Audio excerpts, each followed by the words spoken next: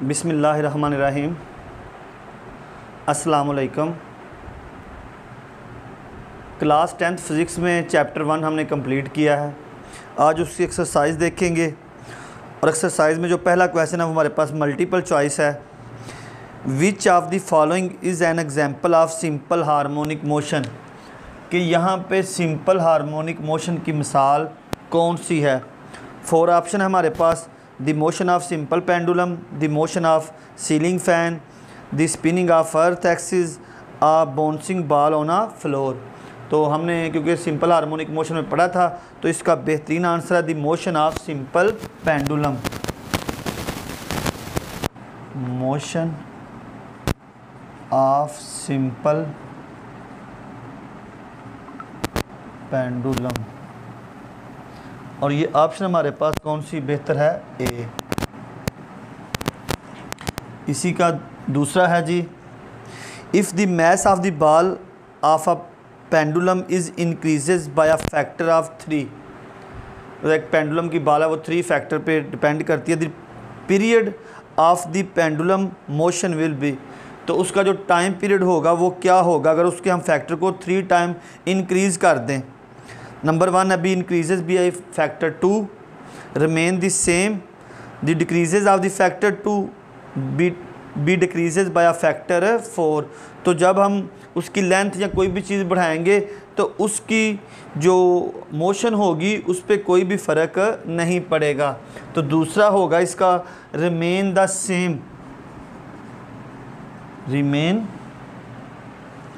The same, remain the same होगा।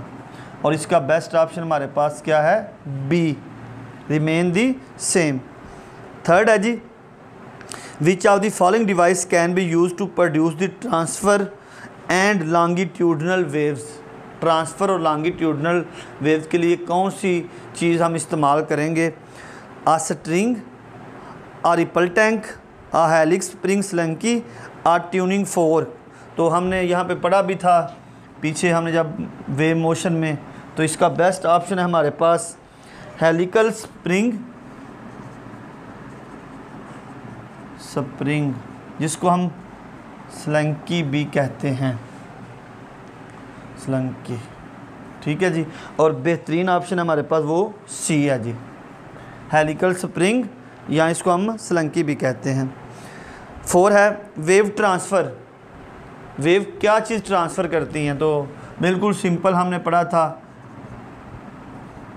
Energy जो होती है, वेव जो होती है एनर्जी को ट्रांसफ़र करती हैं। और बेस्ट ऑप्शन है हमारे पास ए, एनर्जी। 5वां है विच of the following is a method of energy transfer.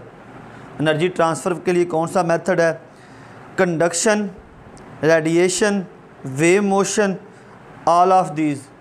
तो आप देख रहे हैं जो भी हमारे पास वेव होती हैं, कंडक्शन में भी वेव की सूरत में हम लोग मूव करते हैं, रेडिएशन में भी वेव मोशन तो है ही वेव। तो इसका मतलब है ये तमाम ऑप्शन जो है ये हमारे पास दुरुस्त हैं। तो ये all of these, D option जो है वो हमारे पास ठीक है। ऑल ऑफ दीज जो होंगे वो ही ये सारा कुछ जो होता है वो ट्रांसफ़र करता है एनर्जी को। In a vacuum all electromagnetic wave have the same. अब वैक्यूम में से सिर्फ इलेक्ट्रोमैग्नेटिक वेव ही गुजर सकती हैं, बाकी वेव तो वहाँ से गुजरेंगी नहीं। तो जितनी भी वेव होती है, जो इलेक्ट्रोमैग्नेटिक वेव होती हैं जो वैक्यूम से गुजरती हैं, उनकी स्पीड जो होती है हमेशा सेम रहती है। तो इसका ऑप्शन हमारे पास क्या है जी, स्पीड। ऑप्शन ए दुरुस्त है जी। आगे हमारे पास 7, a large ripple tank with a vibrator working on a frequency of 30 hertz.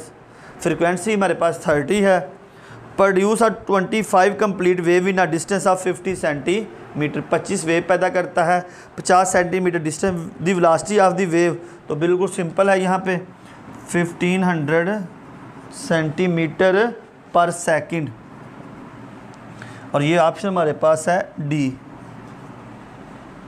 8वां objective है जी हमारे पास, वो है विच of the following characteristics of a wave is independent of the other.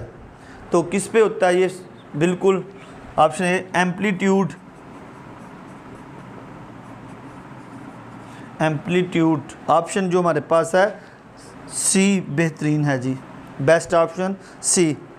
The relation between velocity, frequency and wavelength, frequency, velocity और wavelength of a wave, तो इनका relation हमारे पास क्या बनता है, हमने पढ़ा भी था रिलेशनशिप में, जो एक टॉपिक था हमारे पास।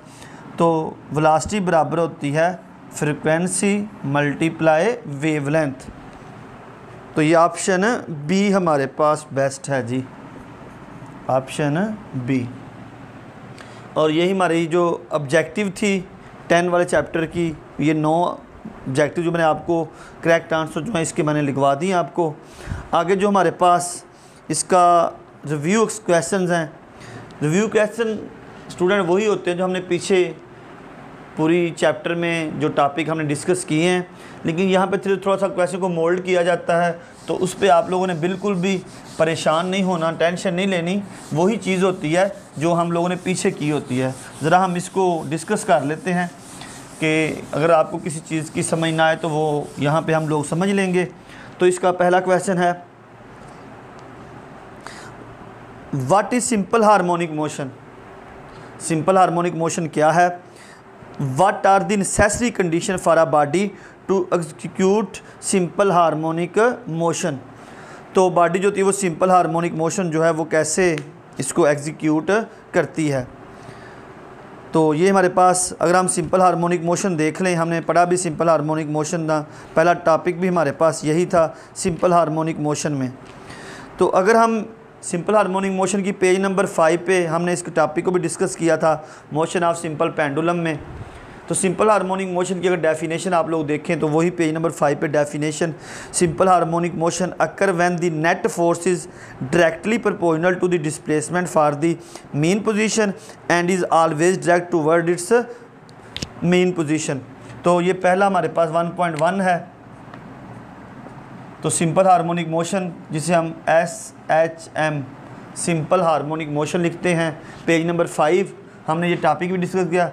फोर्स डायरेक्टली प्रोपोर्शनल होती है डिस्प्लेसमेंट के, फोर्स और डिस्प्लेसमेंट हमेशा एक ही जगह पे जो होते हैं वो एक दूसरे के डायरेक्टली प्रोपोर्शनल होते हैं। यानी अगर फोर्स बढ़ेगी तो फिर क्या होगा, आपका ऑटोमेटिकली बात है डिस्प्लेसमेंट भी बढ़ेगा, अगर फोर्स कम होगी तो डिस्प्लेसमेंट भी क्या हो जाएगा, कम हो जाएगा। तो सिंपल हार्मोनिक मोशन की यहाँ पे हमने डेफिनेशन लिखनी है। उसके बाद इसी के नीचे उसने आगे हमें सवाल में पूछा है, what are the necessary condition for a body to execute simple harmonic motion. तो इसी पेज 5 पे नीचे हमने 4 वैल्यू पढ़ी थी, इंपॉर्टेंट फीचर्स पढ़े थे, वो भी आपने लिखने इसमें। वो फीचर्स क्या हैं, number 1, a body executing simple harmonic motion always vibrate about a fix position. अब बॉडी जो होगी वो एक ही पोजीशन पर, जिसे हम मीन पोजीशन कहते हैं, इसी के गिर्द जो होगी वो हरकत करेगी। तो उसकी हरकत कहाँ पे होगी, मीन पोजीशन पर ही होगी, नंबर 1। नंबर 2 जिसका it's acceleration is always direct toward the mean position, और इसका एक्सेलरेशन जो होता है वो भी हमेशा मीन पोजीशन की तरफ ही होता है। Number 3, the magnitude of the acceleration is always directly proportional to displacement from the mean position. तो एक्सेलरेशन जो होता है वो भी मीन पोजीशन पर ही होता है, एक्सट्रीम पोजीशन पर सबसे ज़्यादा होता है और मीन पर सबसे कम होता है। Acceleration will be 0 at the mean position, will it be maximum at the extreme position. अगर जहाँ पे वेलोसिटी मैक्सिमम होगी वहाँ पे एक्सेलरेशन भी मैक्सिमम होगा, और जहाँ पे वेलोसिटी मिनिमम होगी एक्सेलरेशन भी। तो ये मीन पोजीशन पर एक्सेलरेशन जो होता है वो 0 होता है, और एक्सट्रीम पोजीशन पर क्या होता है, मैक्सिमम होता है। नंबर 4 था, it velocity is maximum at the mean position and 0 at the extreme position. तो वेलोसिटी यहाँ पे नंबर 4 पे है, वेलोसिटी जो होती है वो मैक्सिमम होती है कहाँ पे, मीन पोजीशन पर, और मिनिमम होती है कहाँ पे, एक्सट्रीम पोजीशन पर। यानी जब हम एक बॉडी हरकत करती है, जब ये पेंडुलम जहाँ पे जाता है तो यहाँ पे जब वो एक्सट्रीम पोजीशन पर पहुँचता है तो कुछ लम्हों के लिए वहाँ पे क्या होता है, रुकता है, तो इसकी वेलोसिटी क्या हो जाती है, 0 हो जाती है। नहीं जी, ये हमारे पास 1.1 था। आगे 10.2 है हमारे पास, दूसरा इसका क्वेश्चन है वो देख लें। हुआ जी हमारे पास, थिंक का several example of motion in everyday life that is simple harmonic motion. हमारी रोज़मर्रा ज़िंदगी में सिंपल हार्मोनिक मोशन की जो एग्जाम्पल हैं वो कौन कौन सी हैं, हमने यही चैप्टर में यही डिस्कस किया था। नंबर 1 है जी मोशन ऑफ सिंपल पेंडुलम।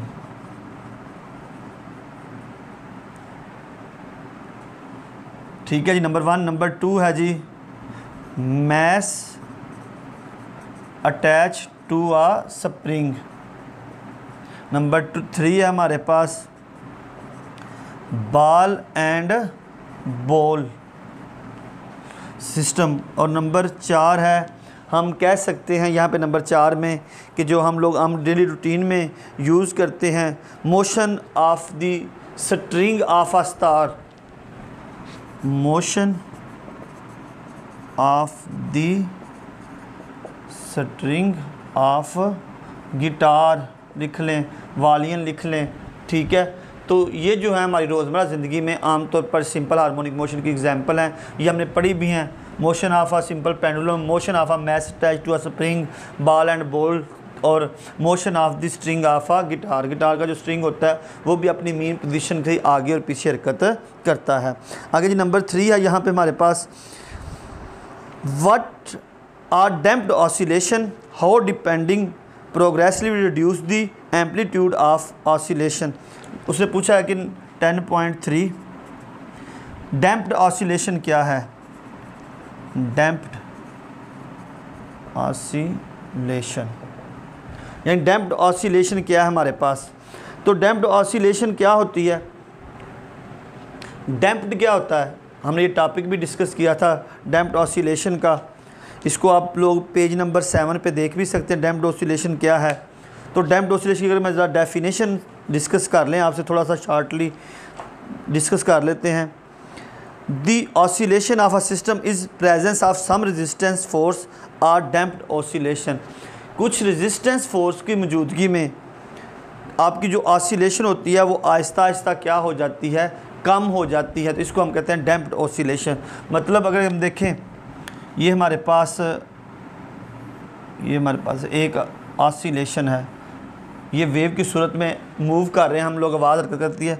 तो यहाँ से लेकर यहाँ तक इसका एम्पलीट्यूड होता है, यानी मेन पोजीशन से जो मैक्सिमम वेव मूव करती है वो क्या होता है, उसका एम्पलीट्यूड होता है।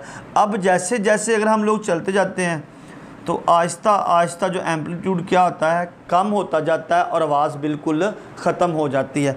और यही आवाज़ जो ख़त्म हो जाती है तो इसे हम कहते हैं डैम्प्ड। अगर आवाज़ें ख़त्म ना हो तो पूरी दुनिया में बस आवाज़ें ही आवाज़ें और कुछ भी सुनाई ना दे। तो आहिस्ता आहिस्ता आवाज़ की फ्रिक्वेंसी का, आवाज़ की वेव का कम हो जाना, आवाज़ का बिल्कुल ख़त्म हो जाना डैम्प्ड कहलाता है। तो डैम्प्ड ऑसिलेशन की तारीफ़ लिखेंगे आप लोग। और ये किस वजह से होती है, due to the resistance force. Damped किस वजह से होता है, आगे जो दूसरा पार्ट है, due to the resistive force. Resistive force क्या होती है जी, फोर्स ऑफ फ्रिक्शन। अब जैसे ही मैं यहाँ पे बोल रहा हूँ, ठीक है, तो आवाज़ मेरी जो है वो आहिस्ता आहिस्ता आप तक उसकी जो फ्रिक्वेंसी है, एम्पलीट्यूड ज़्यादा है, थोड़ा सा आगे जाएंगे तो वो कम होते होते बिल्कुल ख़त्म हो जाती है। तो ड्यू टू द रेजिस्टेंस, अब रेजिस्टेंस आवाज़ होती है वो एज ए रेजिस्टेंस भी जहाँ पे काम करती है, वेव को लेके भी जाती है। और थोड़ी देर बाद due to the resistance force, और रेजिस्टेंस फोर्स की वजह से, रेजिस्टिव फोर्स की वजह से डैम्प्ड ऑसिलेशन में आवाज़ होती है वो बिल्कुल ख़त्म हो जाती है। इसी अमल को हम डैम्प्ड ऑसिलेशन कहते हैं। यानी डैम्प्ड में आवाज़ जो होती है वो बिल्कुल आहिस्ता आहिस्ता मध्यम होते होते बिल्कुल ख़त्म हो जाती है। आगे जी स्टूडेंट हमारे पास इसी में क्वेश्चन नंबर हमारे पास 4 है, वो देख लेते हैं। क्वेश्चन नंबर 4 है जी, how can you define the term wave, elaborate different between mechanical and electromagnetic, given example of each. अब ये मैंने, अगर आप इसमें क्वेश्चन नंबर 4 में 10.4, अगर आप लोग यहाँ पे 10.4 मेरा टॉपिक 10.3 जो मैंने टॉपिक आप लोगों को जो टॉपिक मैंने पढ़ाया था उसको ज़रा डिटेल से सुन लें। उसमें बड़ी डिटेल से इस चीज़ पे, इस टॉपिक पे डिस्कस किया गया था उसको सुन लें, लेकिन इसको थोड़ा सा डिस्कस कर लेते हैं हम यहाँ पे भी। How can the define the term of wave. Wave क्या होती है? वेव क्या है? किसी भी मीडियम में आप डिस्टर्बेंस पैदा कर देते हैं तो वो क्या कहलाती है? Disturbance in a medium is called wave. और इसकी हमने दो आगे देखी थी। नंबर 1 जो थी वो थी मैकेनिकल वेव, और नंबर 2 थी इलेक्ट्रोमैग्नेटिक वेव। अब मैकेनिकल वेव क्या थी? ऐसी वेव जिनको गुजरने के लिए किसी मीडियम की ज़रूरत हो, मीडियम रिक्वायर्ड होता है, यहाँ पे मीडियम की ज़रूरत होती है यहाँ पे। तो ऐसी वेव जिनको जो गुजरती है किसी मीडियम से, जैसे साउंड वेव है, तो साउंड वेव जो होती है इसको गुजरने के लिए हवा जो होती है वो एज ए मीडियम यूज़ होता है। तो ऐसी वेव जो गुजरने के लिए मीडियम की ज़रूरत होती है वो मैकेनिकल वेव होती हैं। और जिनको गुजरने के लिए no medium required, no medium required, तो जिनके लिए कोई मीडियम नहीं चाहिए उनको कहते हैं हम इलेक्ट्रोमैग्नेटिक वेव। आगे जी गिव एग्जांपल दे दें। जैसे सन रेज हैं, सूरज है हमारे पास ये, तो यहाँ पे हमारे पास अर्थ है, तो अब सूरज की रोशनी में यहाँ पे अगर सेंटर में तो यहाँ पे हमारे पास वैक्यूम होता है, खला। अब रोशनी जो होती है वो खला से गुजर कर हमारे पास पहुँच जाती है। तो लाइट जो है ये इसकी बेहतरीन एग्जांपल है। आगे 10.5 है जी हमारे पास, distinguish between longitudinal transverse with suitable example. अब यहाँ पे 10.4 में हमने बड़ी डिटेल के साथ हमने पढ़ा था। 10.4 टॉपिक जो था, ये 10.5 क्वेश्चन है। 10.4 टॉपिक हमने बड़ी डिटेल से इसके बारे में बयान किया था कि ये क्या चीज़ होती है, ट्रांसफ़र वेव्स क्या होती हैं, लॉन्गिट्यूडनल वेव्स क्या होती हैं। तो ज़रा इसको शॉर्टली बता देते हैं। लॉन्गिट्यूड वेव्स और दूसरी होती है ट्रांसफर्स वेव्स। अब लॉन्गिट्यूडनल वेव क्या होती हैं? ऐसी वेव जिसमें मीडियम के पार्टिकल भी उसके साथ जो होते हैं वो चल रहे होते हैं। मीडियम के पार्टिकल जो होते हैं उसके साथ मूव कर रहे होते हैं, एक दूसरे के पैरेलल चलते हैं। तो पार्टिकल ऑफ मीडियम जो होते हैं वो इसके साथ ही मूव कर रहे होते हैं। तो जो जिस मीडियम में पार्टिकल जो हों उसी चीज़ के साथ मूव कर रहे उसे हम कहते हैं लॉन्गिट्यूडनल वेव। और जहाँ पे पार्टिकल ऑफ मीडियम जो होते हैं वो क्या होते हैं? परपेंडिकुलर हो जाते हैं वेव के साथ। यानी अब ये वेव यहाँ मूव कर रही है और पार्टिकल जो हैं वो यहीं पे रहते हैं, तो ये क्या हो जाते हैं?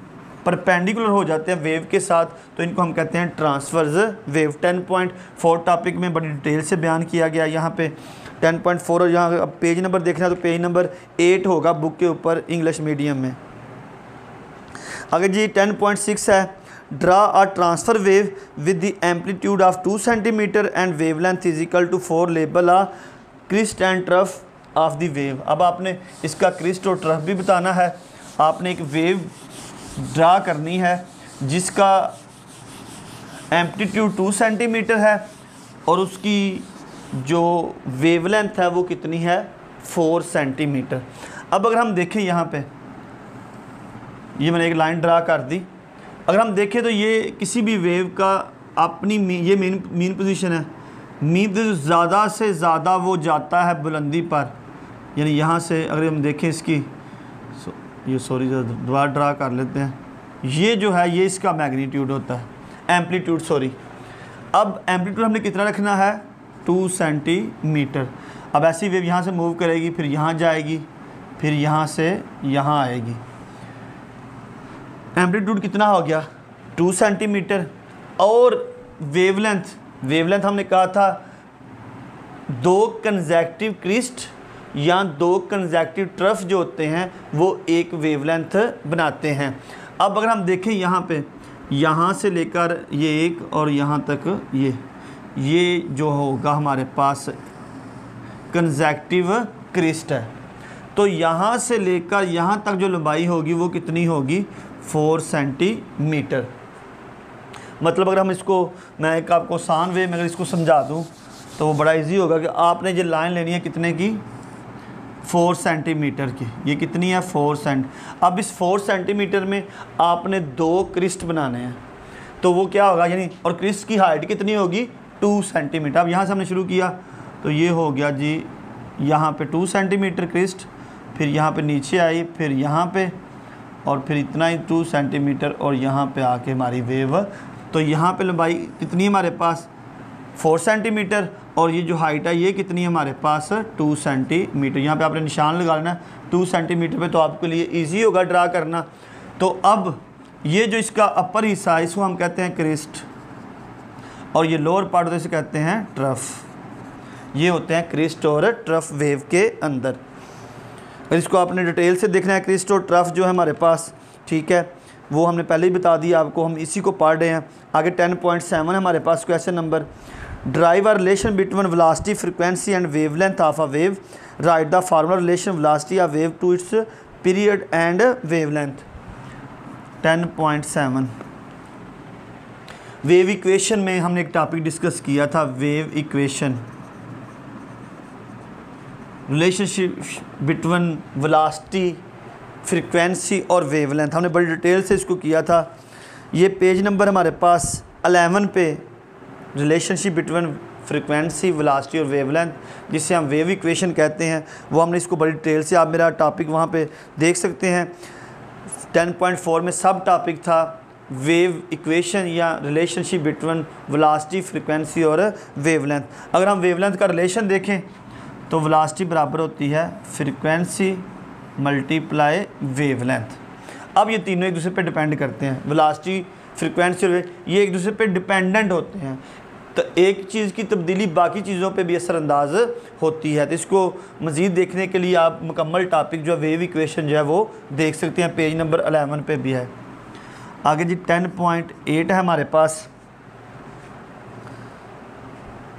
Wave are the mean of energy transfer with transfer of matter, just this statement with the help to simple experiment. अब वेव जो है वो एनर्जी, अब हमने यहाँ पे भी एक टॉपिक 10.4 ही का सब टॉपिक डिस्कस किया था, wave as carrier of energy. Student 10.4 में मेरा सब टॉपिक था wave carrier of energy, wave energy को कैरी करके लेकर जाती है। जहाँ पे हमने एक एग्जांपल भी डिस्कस की थी, पानी के टब की एग्जांपल थी, उसके बाद हमने स्ट्रिंग की, एक रोप की एग्जांपल भी इसमें डिस्कस की थी। तो इसके लिए आपको दोबारा सब टॉपिक डिस्कस कर लेंगे, wave as carrier of energy. और अगर आपने बुक पे देखना है तो पेज नंबर 10 पे wave as carrier of energy है, इसको ज़रा अच्छी तरह डिटेल से देख लीजिएगा। आगे हमारे पास 10.9 है, explain the following property of wave which reference to ripple tank, experimented reflection, refraction and diffraction। अगर हमने एक टॉपिक पढ़ा था 10.5 में बड़ी देर से, रिपल टैंक, ये रिपल टैंक वाला टॉपिक है जो आपने मुकम्मल, इसमें हमने इसकी सबसे पहले क्या पढ़ा था, कंस्ट्रक्शन। नंबर 2 पे मैंने डिस्कस किया था रिफ्लेक्शन, नंबर 3 पे डिस्कस किया था इसका रिफ्रैक्शन, और नंबर 4 पे डिस्कस किया था डाइफ्रैक्शन। ये यहाँ पे मैंने सारे आर्टिकल जो हैं आप देखें 10.5 में कंस्ट्रक्शन, रिपल टैंक की कंस्ट्रक्शन का सबसे पहले हमने डिस्कस किया, रिपल टैंक कैसे बना होता है, कैसे इसमें वेव पैदा होती हैं। फिर रिफ्लेक्शन ऑफ रिपल टैंक पढ़ा, तो वेव जो होती हैं वो फर्स्ट मीडियम में वो मूव बैक कर जाती हैं, उससे रिफ्लेक्शन कहते हैं। रिफ्रैक्शन में वेव एक मीडियम से दूसरे मीडियम में सम एंगल से दाखिल होती है, इसको रिफ्रैक्शन। और डाइफ्रैक्शन जो होता है जब वेव सेमी सर्कल बनाती है तो इस अमल को डाइफ्रैक्शन कहते हैं।